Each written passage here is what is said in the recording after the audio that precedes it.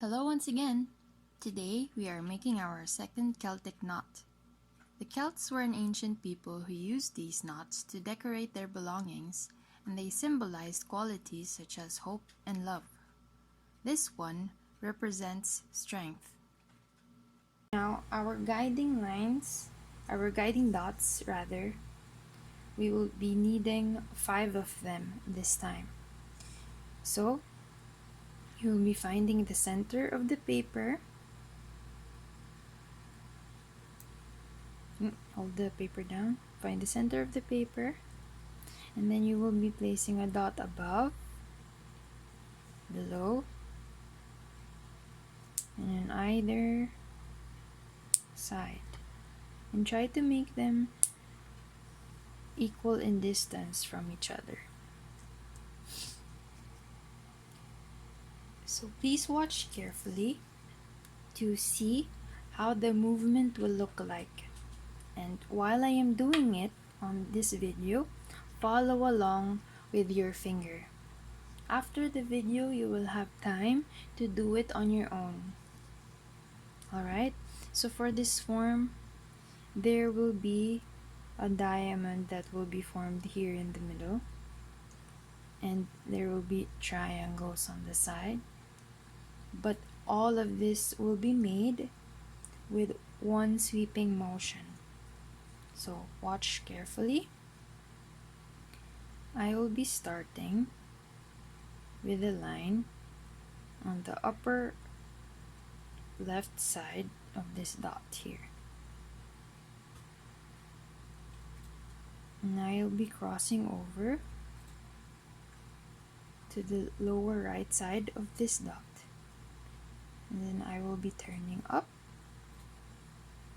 And then I will be mirroring this line to the lower left side of this dot. So as you can see, there was a triangle that was formed by that motion.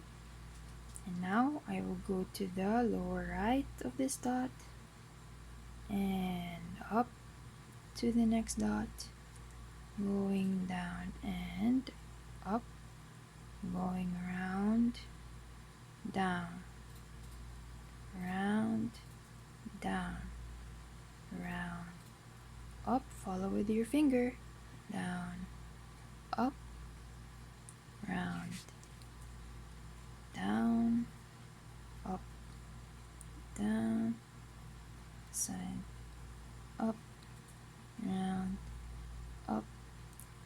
So you can pause here and then try to make the guiding dots, and then try to trace it with your finger first without a crayon. Go around, down, round, up, round, around each dot to make a triangle each time. So try it first on your paper and then play again when you are ready for the next step.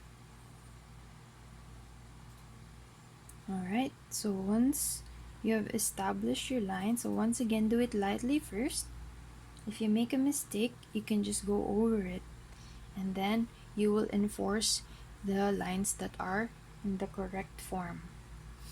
So for me, I will try to go over my lines again and again and strengthen them a bit. Now my lines are a bit thin for me because remember, we are going to outline them. You want to make them a little bit thicker than this. We try to make it even.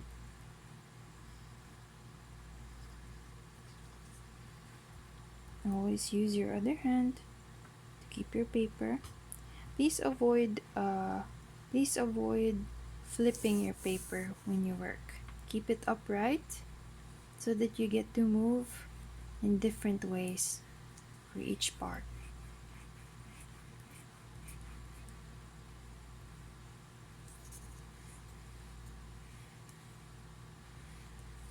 Try to follow the direction of the line.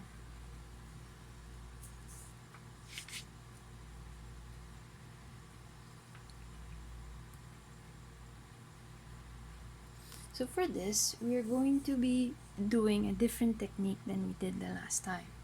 Instead of going straight away with our outlines, we will use our main color, the color of the form that we used, and then we will be trying to pay attention that we are alternating between going over and under.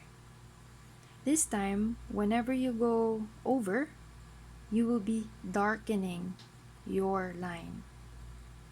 And then, every time you're going under, you leave that line be, alright? So we are starting with this line, and this first crossing here will be going over. So, following the line, going over, so we darken.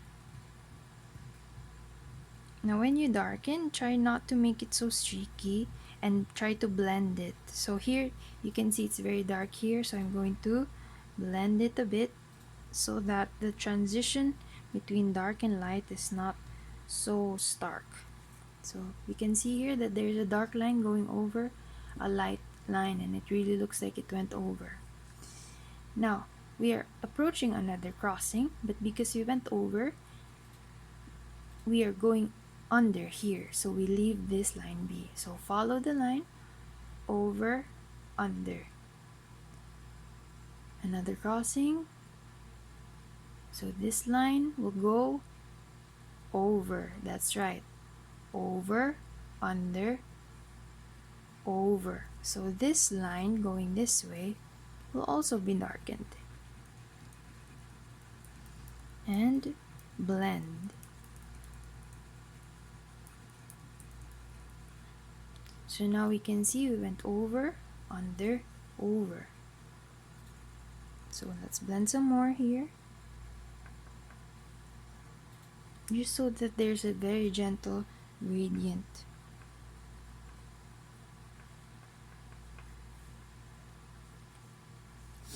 So we are approaching here another crossing. So because we just went over, this line will now go under, so we don't darken this. We go around and then we go over here.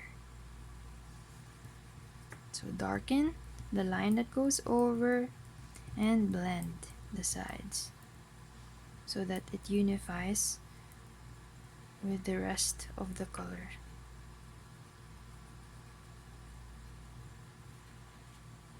Okay, so let's trace from the beginning. Over, under, over, under. Now we can pause here and try to do these first 3 shadings, and then you can try to see how the last line will look like on your own. Now don't worry, this is a practice paper. Just remember we are going over, under, over, under, over. So what will this do? And then what will this do? So pause here and then try it on your own first, and then play again when you're ready. Alright, now that you're back, after this line that went over, this line went under. That's right, so we don't darken this way, we darken this way. Over, under, over. So let's darken the last part. So you would have already done this by now, and then blend.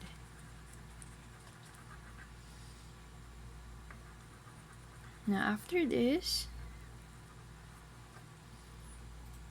you will now use your, oops, that got caught with the crayon. You will now use your red crayon to go and outline the right side of your line here. So this is going over, so you don't need to stop. This is going under, so you need to stop. This is going over, so you don't need to stop. But this is going under, so you need to stop. So every time it goes under, you stop. Every time it goes over, you can continue. And you will use the shading as your guide, alright?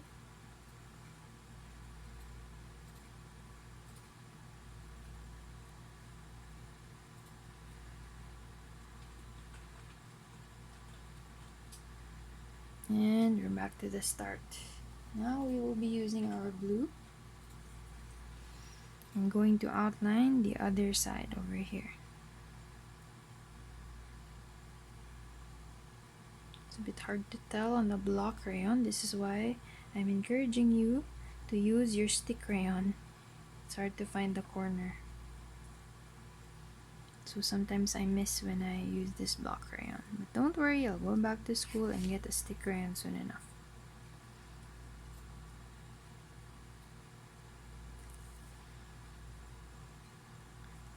So are you following? So here I went over, under, so I stopped, over, under, so I stopped, and over, under, and over. So now we are ending by going all the way to where I began. There.